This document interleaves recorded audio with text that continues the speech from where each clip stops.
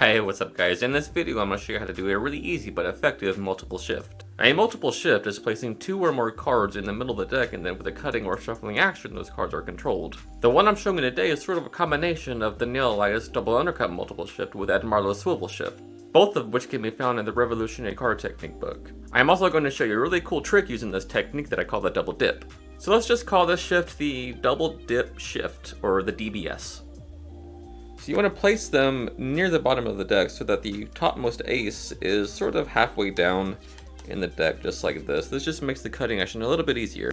Now what's going to happen is you're going to create the illusion that you're pushing the aces in flush, but what's really happening is you're creating a jog, sort of like an angle jog, and this is how you do it. You start to push them in, and at the very last moment, you contact the outer corner of it with your middle finger, and then by pressing in, those aces start to angle jog just a little bit, and you can feel them with your fingers here as they start to come out.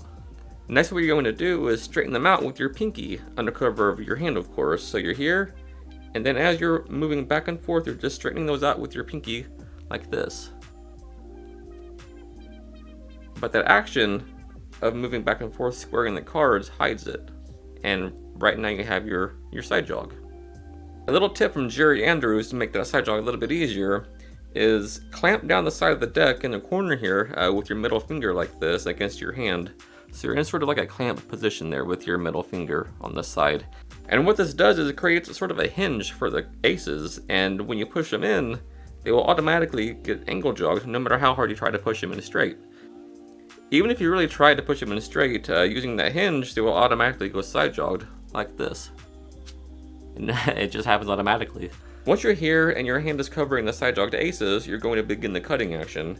What you're going to do is swing over a little packet of cards into your hand and align them with the ace packet, just like this. So once you come back, you align those with the aces just like that. So you're in this position. You can see that.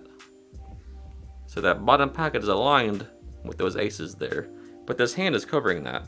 All right, next, you take your thumb or your finger like this and do a swivel cut, and what that's going to do is strip out the aces from the upper packet, leaving them on top just like this. You can see the aces being stripped out of that packet, and it looks like a standard swivel cut. So now the aces are back on top, and that is the multiple shift. So let's look at that one more time. You have the aces, or any cards you want to use, and you put them in the lower portion of the deck, leaving about half to play with for the cutting action. Something like that. All right, then you push them in using that Andrews hinge technique, so they go in angled. And as you're squaring the cards up, that pinky is just straighten the cards out, just like this. Now, you cut some cards into your hand, aligning them with the aces, just like so.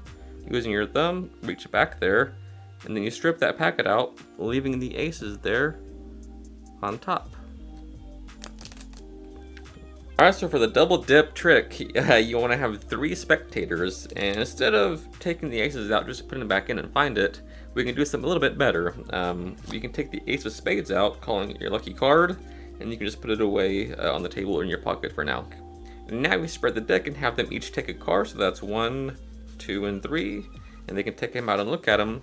And what you want to do is put them in 3, 2, 1 order from the bottom, so that's 3, 2, 1, and you put them in just like this, as before for the shift in the lower portion, and then you do the move just like this. We can even give it a little bit of shuffle if we want, just like that, and now we have each card controlled back on top. Now you take the ace back and say we're going to use it to find your cards, and as you're saying this, you get a break above the bottom card with a pinky pull down, just like that. Then you take the deck into end grip, transferring that pinky break to a thumb break. Now what you're going to do is make it appear as though you put that ace in the middle, but really you switch it using Jack Merlin's tip over switch. And how that works is this: you swing over about half the deck into your hand, and then you turn the ace over, and then push it forward using your fingertips, just like this. As that happens, you just drop the card on top of that ace, just like so. But that is hidden by the fact that you come up with it, say, look, that's about halfway down. Thus, turning over the hand is a perfect excuse to point to this packet, saying, but your cards were a little bit deeper, so let's put the ace where your cards were. So what we're going to do is turn the hand over, but push that ace in all the way, and then turn it over, and immediately push that card over. But done smoothly and quickly, it's a perfect illusion. Alright, so you put the ace in right about there, about where the first card went, and you put the rest of the cards on top. So the real situation is that that's a fake card there, and then you have the ace on top followed by the 3 selections. Now you say, look, I'm going to make the ace travel up the deck slowly, and as it does, it's going to bring with it each of your cards. And as you say that, you push in the apparent ace, and what you're going to do is start dribbling in the cards. But you want to stop 3 times, so that's 1, 2, and 3. And you want to hold back the last card, which is the ace, and show that the ace is on top, which is a really magical moment. Then you go to the first spectator and ask them what was your card. They say the king of hearts, then you show it. What was your card? 3 of clubs, and what was yours? The 4 of spades. So as they're reacting, you're going to set up to do it again, hence the name double dip. So what you're going to do is spread over 3 cards like this and get a break under those 3 as you square everything up and lift up all 6 cards. Now you're going to use the Braui addition to switch those cards for different cards. So what's going to happen is you take your thumb and you slide that card over and lever it over face down. Same with the next one, and the same with that next one. And then you set the 4 card block, which I think is the ace, on top, and you're left clean. So now the 3 top cards are actually switched in for 3 random cards.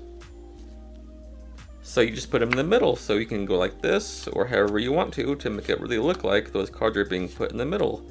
And at this point you can be so clean with it, like that, and say, look, this time I'll just use it as a magic wand to wave it over, and look, there's 1, 2, 3 selections.